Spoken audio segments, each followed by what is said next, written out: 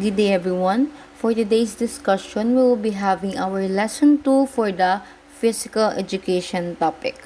Our lesson for today is all about taking it seriously.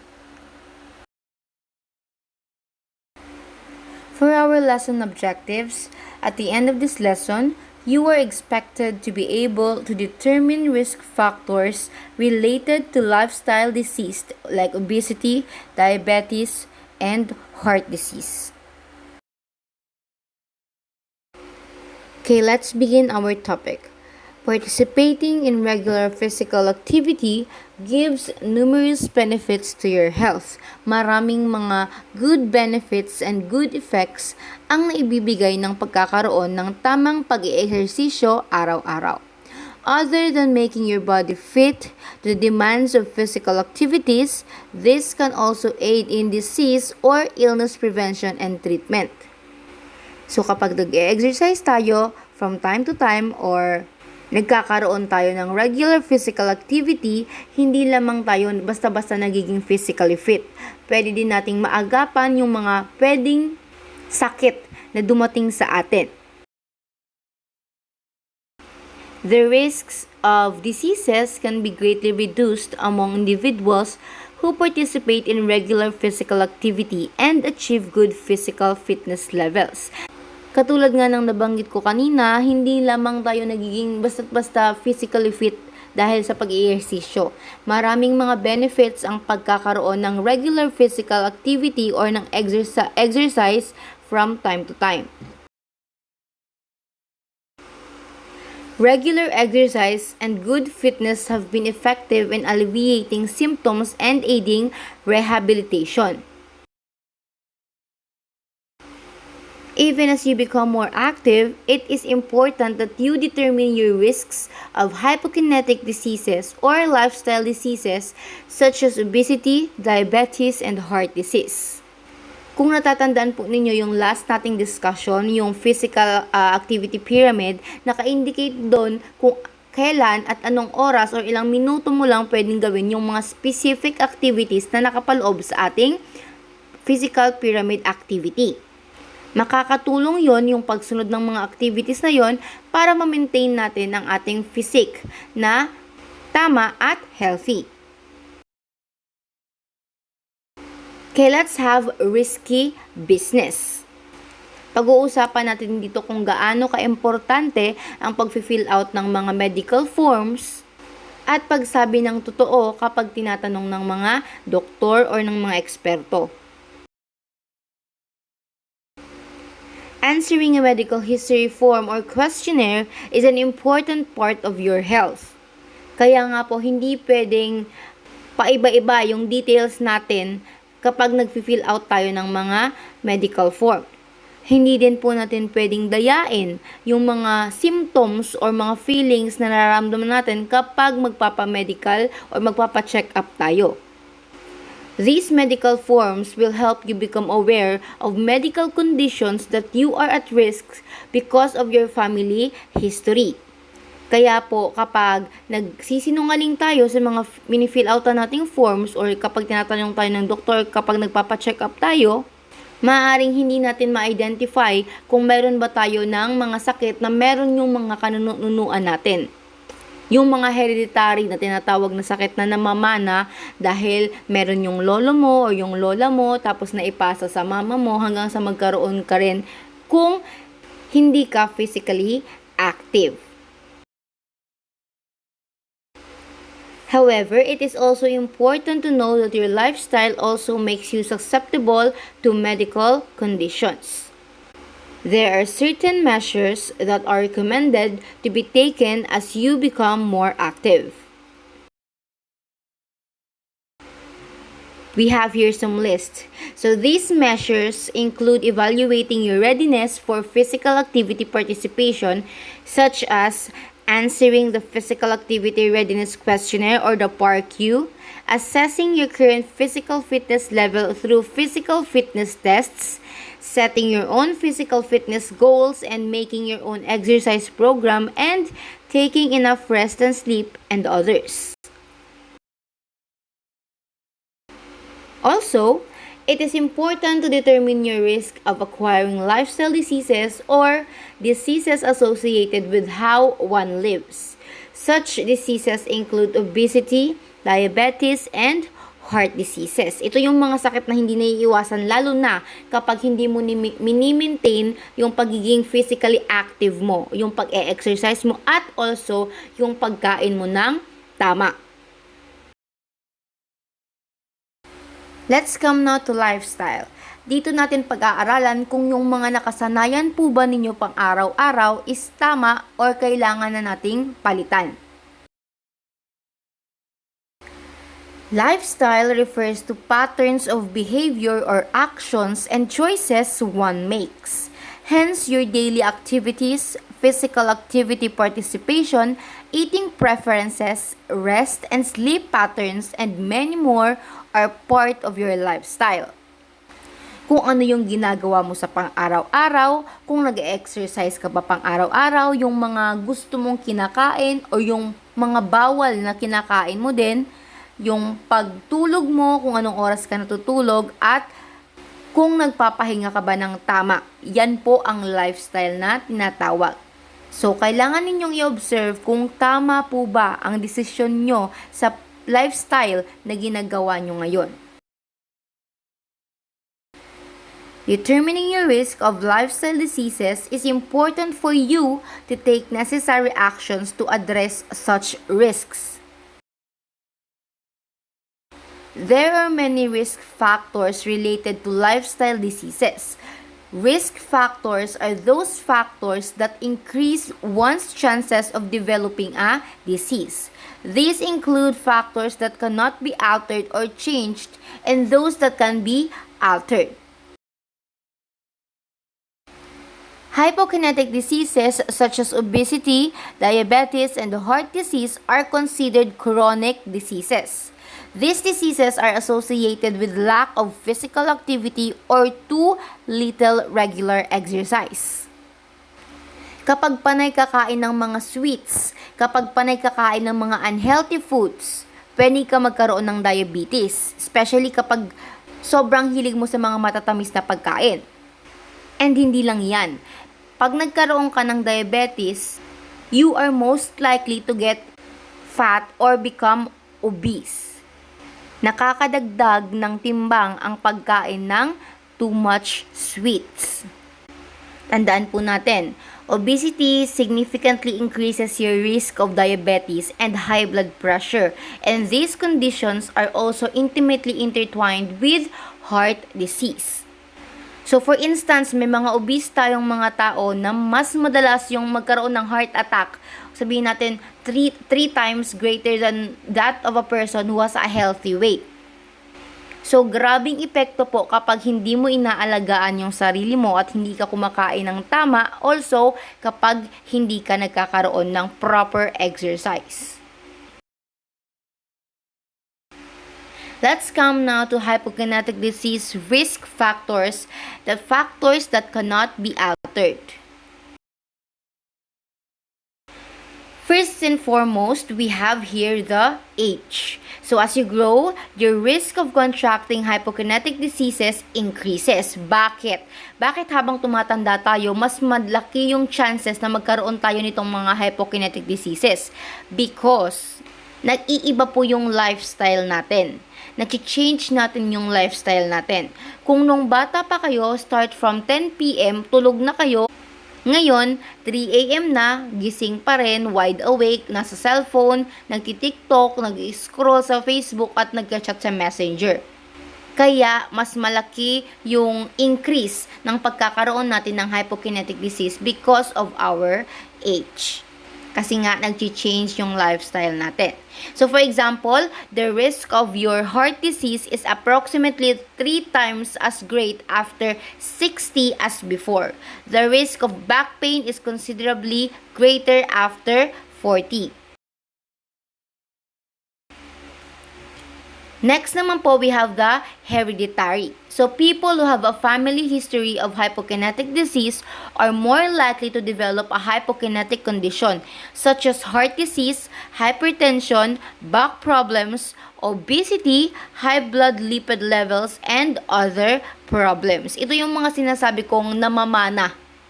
Na-acquire na lang kasi meron yung family way back. Namamana natin sa kanunuan natin or sa mga lolo or lola natin hanggang papasa-pasa po sa mga new or latest generations. Paano natin may iwasan para ma-avoid or ma-lessen kung meron tayong namanang sakit from our great-great-grandparents? Ang pwede lang natin gawin is mag-exercise ng tama at alagaan o i-keep up ang good lifestyle. African Americans are 45% more likely to have high blood pressures than Caucasians. Therefore, they suffer strokes at an earlier age with more severe consequences. Next naman po, number 3 is gender. Men have a higher incidence of many hypokinetic conditions than women. However, differences between men and women have decreased recently. Sinasabi po dito na mas malaki yung chances ng mga lalaki na magkaroon ng hypokinetic disease or conditions kumpara sa mga babae.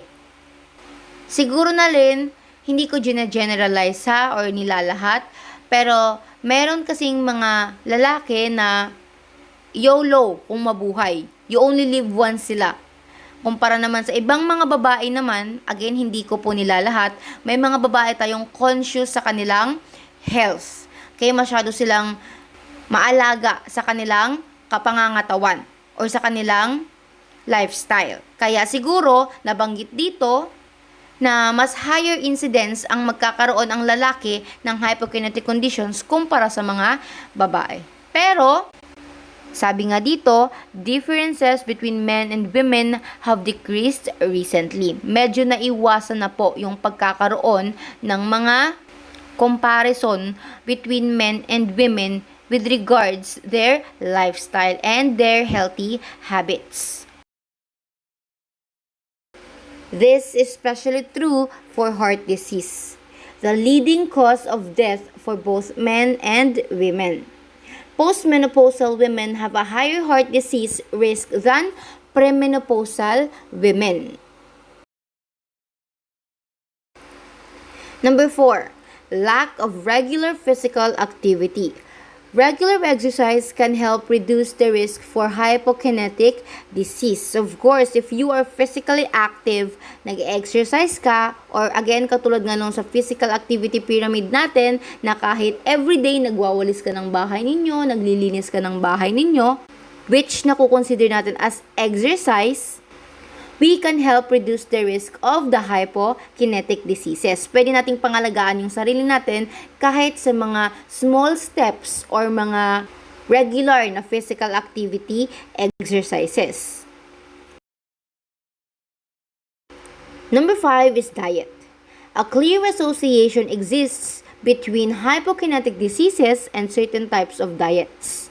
The excessive intake of saturated fats such as animals' fats, is linked to atherosclerosis and other forms of heart disease. Excessive salt in the diet is associated with high blood pressure, kaya iwasan ninyo yung mga salty foods. As much as possible, let's eat healthy. Yung mga gulay, yung mga prutas, or iwasan natin yung mga foods, again, may mga monosodium, glutamate, or MSG. Pang-anim naman po ay stress. Yes, malaki po yung ambag ng stress sa pagkakaroon natin ng hypokinetic diseases. Okay?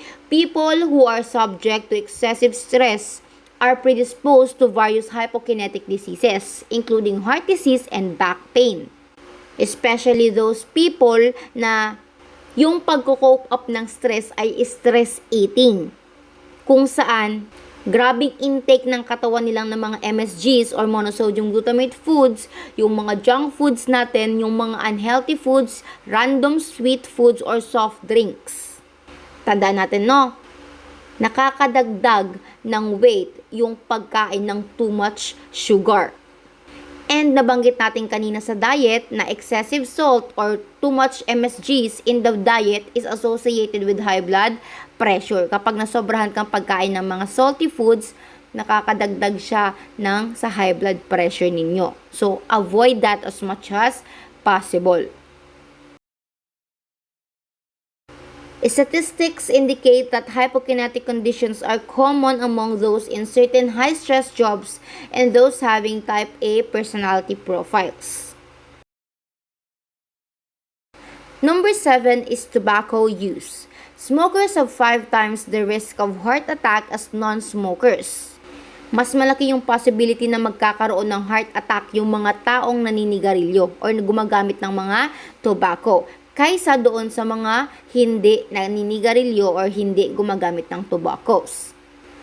Most striking is the difference in risk between older women smokers and non-smokers.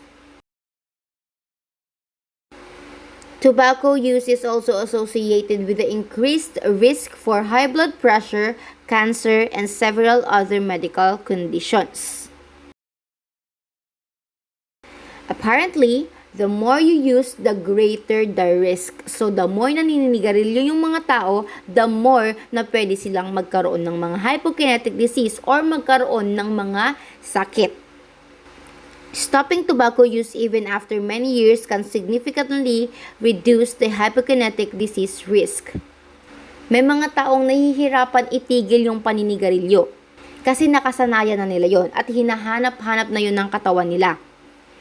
So, if you know someone na mahilig mag-tobacco use or mahilig manigarilyo, tell them to stop as early as possible to avoid having hypokinetic diseases. Pangwalo naman po natin is body or the fatness. Having too much body fat is a primary risk factor for heart disease and is a risk factor for other hypokinetic conditions as well. Isipin nyo na lang, kapag nanaba kayo, lumobo yung katawan ninyo, grabe yung fats na nakapaloob sa katawan ninyo, papaano pa makaka-breathe ng tama ang inyong heart? Scenarios lang po ito, no? Kapag na-cover ng taba or ng fat ninyo, yung heart ninyo automatic, pwedeng mag-stop yung pagpumping. Baka atakihin kayo sa puso or worst, ikamatay pa ninyo. So, make sure to maintain the normal weight na meron ang isang healthy person. For example, loss of fat can result in relief from symptoms of type 1 diabetes, can reduce problems associated with certain types of back pain, and can reduce the risks of surgery. Isipin niyo yung katawan niyo is magaan lang, normal, hindi lightweight, hindi malnourished, nasa healthy kayo na katawan. Hindi mabigat igalaw. You can run freely kasi hindi mabigat yung katawan mo. And also, may avoid mo magkaroon ng type 1 diabetes. At yung mga back pains na nabanggit dito sa ating slide at iba't iba pang klase ng sakit. Number 9 is blood lipids, blood glucose, and blood pressure levels. High scores on these factors are associated with health problems such as heart disease and diabetes. Risk increases considerably when several of these measures are high. Number 10 is diseases. People who have one hypokinetic disease are more likely to develop a second or even a third condition. For example, if you have diabetes, your risk of having heart attack or stroke increases dramatically. So kapag may sakit ka na at unhealthy ka pa, mas malaki yung chances na mas madagdagan pa yung sakit mo. Kaya mas mainam na balance yung diet, nag-e-exercise, na maintain yung physical activity from time to time para mai-avoid or ma-lessen yung pagkakaroon ng patong-patong na mga sakit. Although you may not be entirely able to alter the extent to which you develop certain diseases and conditions, reducing your risk and following your doctor's advice can improve your odds significantly. nabanggit kanina, di ba? Kapag meron kang disease na, tapos hindi mo pa inalagaan yung sarili mo, hinayaan mo pang kumain ka ng kung ano-ano, hindi healthy, mas malaki yung chance na mas madagdagan pa yung sakit mo, hanggang pumatong-patong na yung mga sakit na meron ka. But, pwedeng ma-reduce or maiwasan, madagdagan pa yung mga sakit na meron ka kapag nagpapa-check up ka from time to time, pina-follow mo yung advices ng doktor sa iyo, at inaalagaan mo sarili mo. Kumakain ka ng tama, nag-e-exercise ka. Pwedeng ma-lessen or mawala yung sakit na meron ka. Factors that can be altered or changed are highly dependent on the individual's choice of lifestyle. Again, nakadepende po yan sa lifestyle na meron kayo. Kung ipagpapatuloy nyo yung lifestyle ninyo na hindi natutulog ng maaga or umaga na natutulog kasi whole day, whole night silang nakatunganga sa cellphones or sa gadgets, ano pa ba, hindi kumakain ng healthy, hindi nag-e-exercise, choice na po ninyo yan. Tandaan, nakadepende po yung inyong lifestyle, yung pagiging healthy ninyo sa inyo. So kung gusto nyong mamuhay ng healthy, maiwasan magkaroon ng maraming sakit, ngayon pa lang, iwasan na ninyo ang mga dapat iwasan at pangalagaan ang sarili at i-make sure nagkakaroon kayo ng regular exercise. Hence, choose to have a healthier lifestyle by making healthier choices when it comes to these factors. Kayo yung may hawak ng mga desisyon nyo sa buhay. So, desisyon nyo kung gusto nyo magkaroon ng healthy lifestyle or yung bulok na lifestyle. Okay, now let's have the metabolic syndrome. Ano nga ba ang metabolic syndrome? Ano nga ba yung mga kinakarakterize as poor metabolic fitness na meron tayo? So, metabolic syndrome refers to poor metabolic fitness characterized by the following. Una, blood pressure above 135/85. Pangalawa, fasting blood sugar level of 110 or higher. Pangatlo, blood triglycerides of 150 or higher. Pang-apat, low blood HDL level less than 40 or panglima, high abdominal circumference equal to or above 40 for men and 35 for women. By undergoing examinations or medical examinations, you will be able to know if you are at risk of metabolic syndrome. It is also important to note that by altering the risk factors of hypokinetic diseases, the risks of metabolic syndrome can also be reduced. Okay, we have here mechanism and effects of metabolic syndrome. Ito yung mga epekto. Okay, so metabolic syndrome, insulin resistance, yung bilog sa middle. Una, pwedeng genetic factors, example, family history. Pwede namang environmental factors or activity or diet. High blood pressure, high blood sugar levels, high blood triglyceride, low blood HDL, large abdominal girth, diabetes or cardiovascular disease or heart attack or stroke.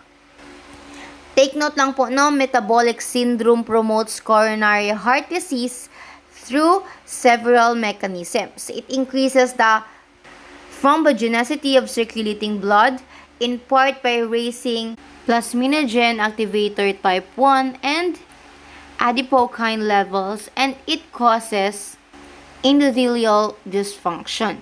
Also, metabolic syndrome refers to the presence of cluster of risk factors specific for cardiovascular disease. Nabanggitan natin yan nung first topic pa po natin, lesson 1.